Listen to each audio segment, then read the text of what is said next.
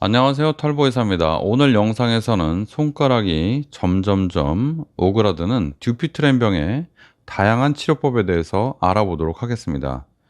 뒤피트랑, 뒤피트랭 등 우리말 표기가 여러 가지입니다. 제가 쓰는 표현은 영어식 표현인 듀피트렌인데, 듀피트렌이 원래 프랑스어이기 때문에 그렇습니다. 프랑스 사람 이름. 그래서 이게 표기가 다 달라서 참 이게 저도 헷갈립니다. 그리고 또 공식적인 또 심평원 그 공식 명칭은 또 다르고요. 쓸 때마다 다릅니다, 이게. 어쨌든 듀피트렌, 뒤피트랑 다 똑같은 겁니다. 듀피트렌 병은 손바닥에 섬유가 여기 실이 쭉 있거든요, 손바닥에. 건물로 치면 뼈대, 가방으로 치면 가방의 골조 그런 거죠. 그렇게 골조가 되는 손바닥에도 골조가 되는 뼈대가 있습니다. 어떤 연조직, 부드러운 피부를 잡아주는 뼈대, 어떤 가방의 뼈대 그런 거랑 비슷한 그런 섬유로 된 건막이 있습니다. 이 건막이 가닥이 여러 가지가 많죠. 여러 가닥이겠죠, 그죠? 이 건막을 이루는 섬유가 일부가 두꺼워져서 오그라드는 병이 그게 듀피트렌입니다. 섬유가 막 이렇게 실타래가 쫙 지나가는 것처럼 지나가는데 일부가 두꺼워져서 점차 이렇게 당겨지는, 즉 손바닥이 오그라드는 그런 병입니다. 이걸 잘 이해하지 못하시는 분들은 손가락에 문제가 있다 이렇게 생각할 수 있는데 그렇지 않고요. 손에 어떤 다른 데는 문제가 없고 그냥 쉽게 표현하면 손바닥 피부가 당긴다. 그냥 이렇게 아시는 게 더 나을 수 있습니다. 건막이라고 하니까 자꾸 깊은 속에 어떤 그 힘줄이나 그런 쪽에 문제가 있는 걸로 이해하시는 분들이 있는데 그렇지 않고 그냥 피부가 자꾸 오그라들고 두꺼워진다. 이렇게 생각하시는 것이 더 맞는 표현입니다. 그것이 더 기능에도 맞고요. 듀피트렌은요. 보존적 치료가 효과가 거의 없습니다. 물리치료든 주사치료든 효과가 거의 없고 아무리 노력을 해도 잘 되지 않습니다. 점점점 진행이 되고요. 이게 수술적 치료가 답입니다. 이 두꺼워진 건막을 그냥 드러내는 게 아니면 이걸 끊어내는 게 답이죠. 그러나 최근에 이 두꺼워진 건막을 주사로 녹이는 방법이 외국에 나와 있습니다. 계속 치료하고 있는데 효과가 수술하고 거의 비슷하게 이렇게 나오는 걸로 되어 있습니다. 물론 수술보다는 좀 못하고 문제도 있지만 수술을 하기에는 굉장히 듀피트렌병 손을 많이 째야 되고 신경과 혈관을 다 비껴나가야 되기 때문에 그렇게 간단하지 않은 수술인데 최근에 비수술로 주사가 나와서 외국에서는 많이 사용되고 있습니다. 단지 문제가 굉장히 고가이고 우리나라에는 아직 들어와 있지 않기 때문에 그게 문제죠. 오늘은요, 듀피트렌병의 두꺼워진 건막을 완전히 절제하는 것부터 제가 사용하고 있는 경피적 수술, 그러니까 절개 없이 바늘만 가지고 하는 수술에 대해서 말씀드리도록 하겠습니다. 그리고 각 방법에 대해서 비교를 해드리도록 하겠습니다. 첫 번째, 완전 절제술은요, 근본적인 치료법이지만 회복 기간이 상당히 길 수 있습니다. 완전 절제술은 듀피트렌병이 심하게 진행된 경우에 시행되는 근본적인 치료법입니다. 두꺼워지고 짧아진 건막을 절개를 해서 완전히 다 드러내는 그런 방법인데요. 어떤 치료로도 자꾸 재발을 반복하는 환자, 주사 맞아도 안 되고 뭘 해도 안 되는 환자들, 그리고 무슨 바늘로 또 이렇게 하는 시술이 있는데 그런 걸로 해도 자꾸 재발했던 환자한테 적합합니다. 그러나 완전 절제술은 절개가 너무 길고 광범위한 조직 절개가 필요해서 신경이나 혈관 손상의 위험이 존재합니다. 수술 후에 손바닥에 흉터가 많이 남아서 수술을 했는데도 불구하고 이렇게 구부러져서 수술을 했는데 펴졌다가 다시 흉터 조직 때문에 손이 오그라들어서 이렇게 다시 구부러지는 경우가 많아요. 부작용이죠. 그래서 완전한 교정을 원해서 한 수술이지만 장기적인 경과로는 고생도 많이 하고 부작용, 합병증이 좀 있을 수 있는 게 단점입니다. 그리고 이 수술이 진짜 큰 문제가 있는데요. 두 번째 재수술을 할 경우 듀피트렌 병은 어떤 수술을 하든지 간에 재발하는 비율이 있거든요. 한 적게는 20%에서 많게는 60%까지 재발합니다. 재발이 어느 정도 된다고 생각을 해야 되는데 재수술에서는 신경과 혈관이 손상되어서 심지어 손가락을 절단해야 되는 확률이 한 10% 정도 있습니다. 진짜 이거 재수술은 문제죠. 그러나 굉장히 손이 심각하게 오그라들어서 이렇게 구부러진 환자들한테 여태껏 계속 시행되어 왔고 거의 유일한 방법으로 생각되어 왔다. 이렇게 생각하시면 되겠습니다. 두 번째, 바늘을 이용한 경피적 건막 절제술이 있습니다. 이것은 주사 바늘로 이 두꺼워진 이 부분을 톡톡톡톡 끊어주는 건데요. 주사 바늘로 굉장히 강력한 건막은 거의 노끈하고 비슷하거든요. 이런 거를 그러니까 이렇게 자르는 건 굉장히 힘들거든요. 그러나 이 건막이 보통 굉장히 단단하게 당겨져 있고 그 텐션, 굉장히 긴장도가 높기 때문에 주사 바늘로 살짝살짝 건드리기만 해도 이게 툭툭툭툭 터지는 효과가 있어요. 시술이 비교적 간단할 수가 있습니다. 국소 마취로 시행할 수 있고 그 회복이 빠릅니다. 환자는 이렇게 많이 구부러져 있다가 잘만 되면 어느 정도 이렇게 펴지는 효과를 바로 경험할 수 있고 전신 마취가 필요하지 않다는 장점이 있습니다.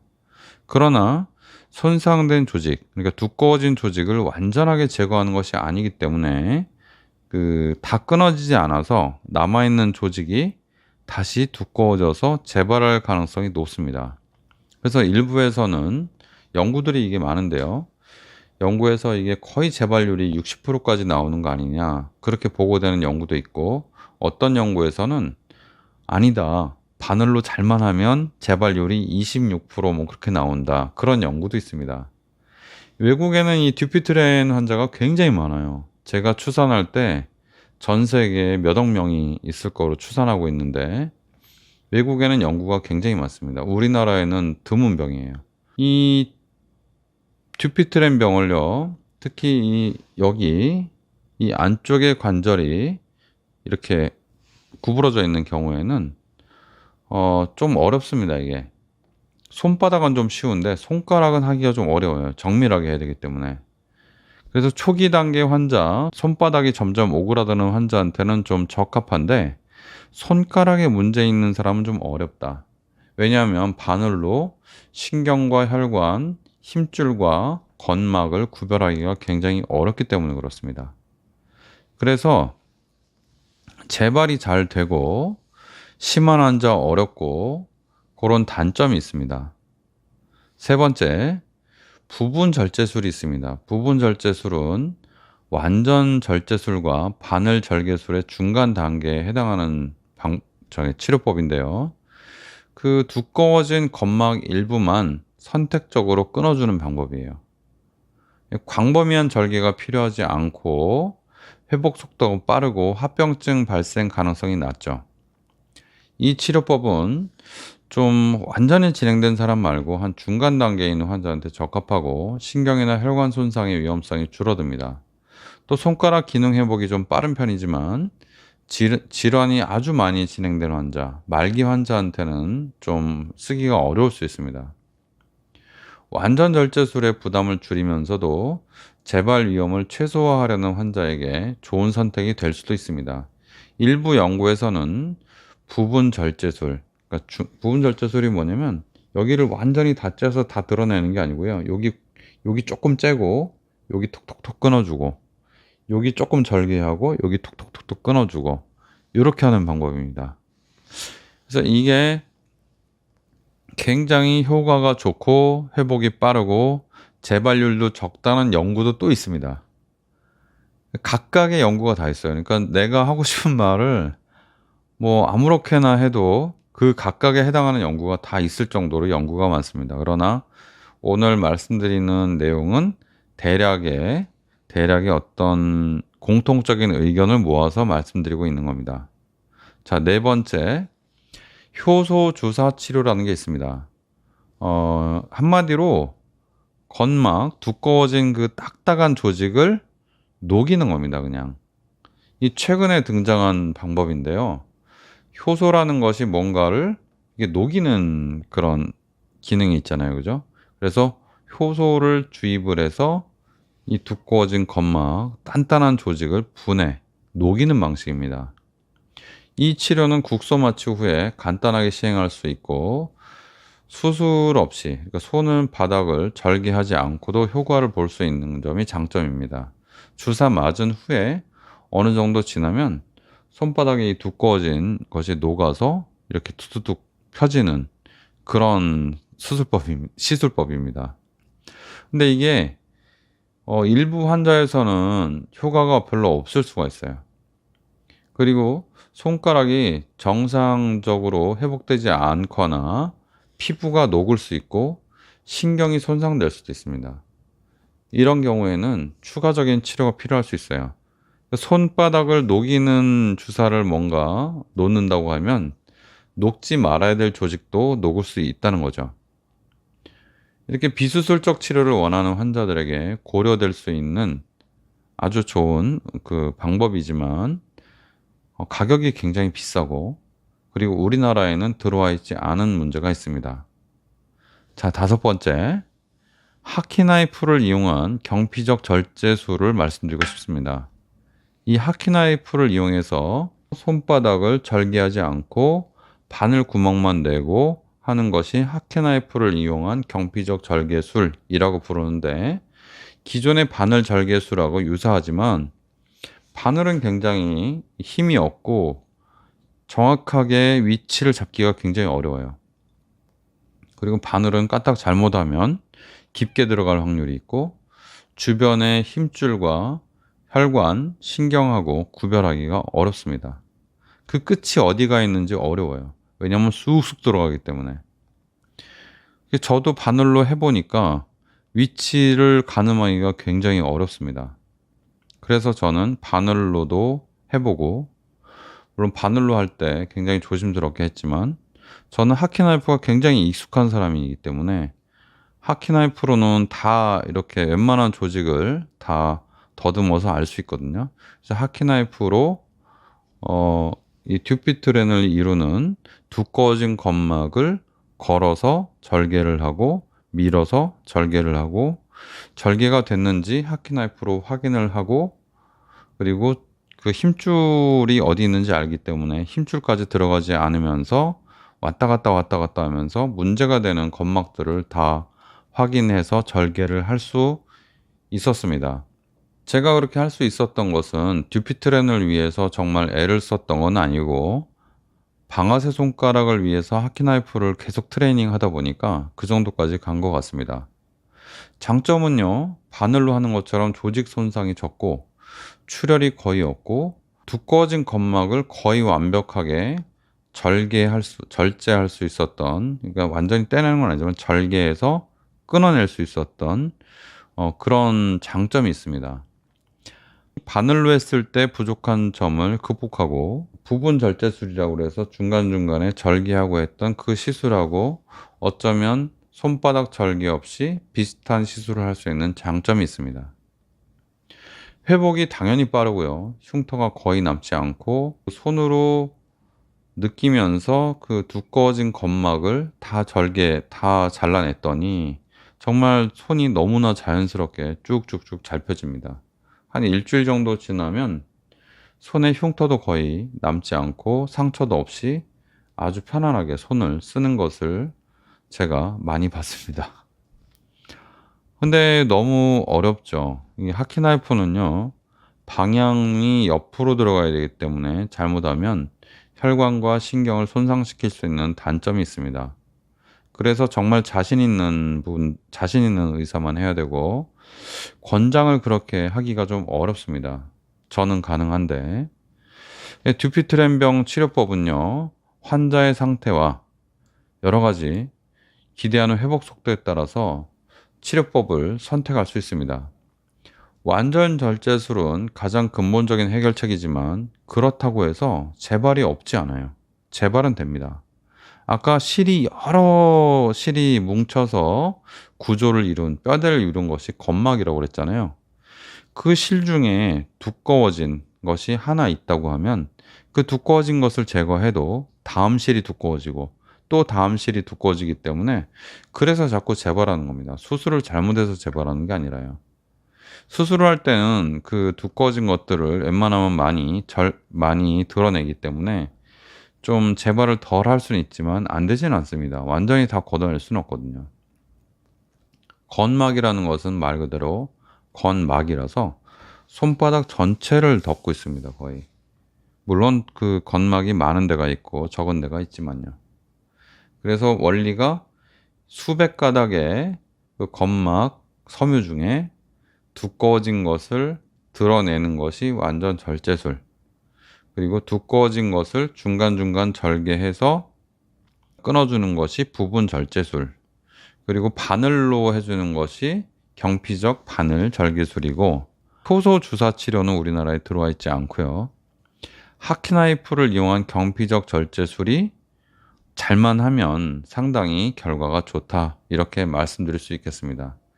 듀피트렌 병은 지금도 굉장히 도전적인 그런 병이고 아직도 정확한 그런 해결법이 나와 있지 않습니다. 효소 주사로 게임 체인저가 된 거 아니냐, 해결이 다 된 거 아니냐 생각할 수 있는데, 효소 주사, 녹이는 주사가 부작용이 꽤 있어서 아직도 외국에서 수술도 많이 진행되고 있고, 뭐가 더 좋은지는 계속 의견이 분분합니다.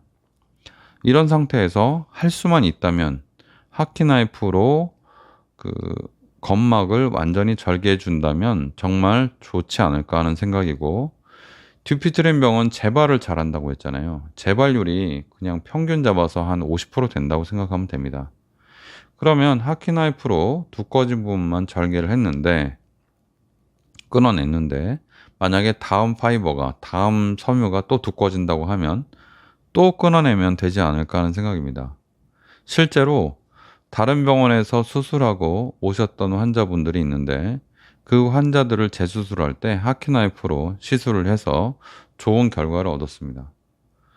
왜냐하면 수술했던 부분은 떡이 져서 들어가게 되면은 손가락 신경이나 혈관을 다칠 위험이 너무 높기 때문에 그렇죠.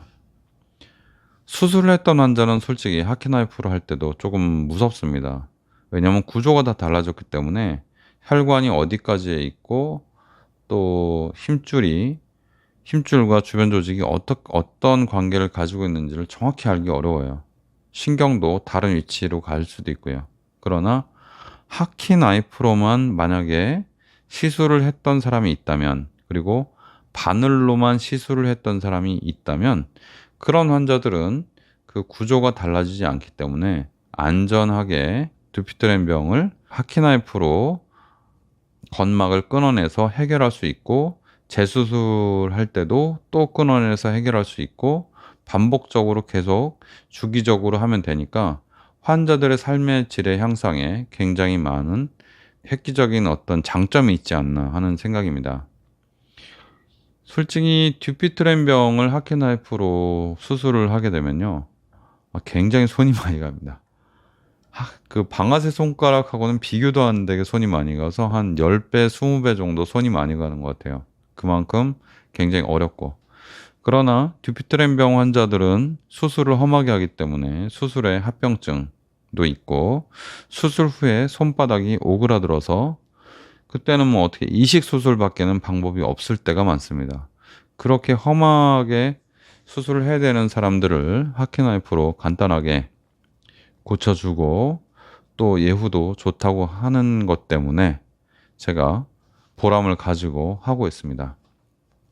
듀피트렌 병은 유전적인 경향이 많아서 우리나라에는 거의 없지만 앞으로 좋은 방법이 언젠가는 나오길 바랍니다.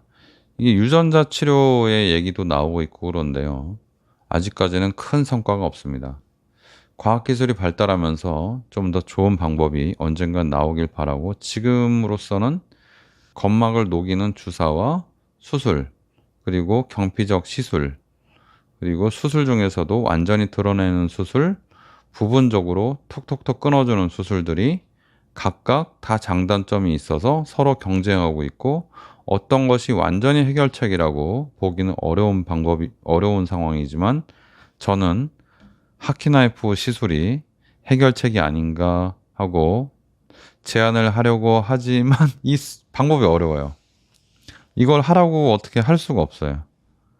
그게 문제입니다. 감각이 너무 예민해야 돼서 참 그게 문제입니다.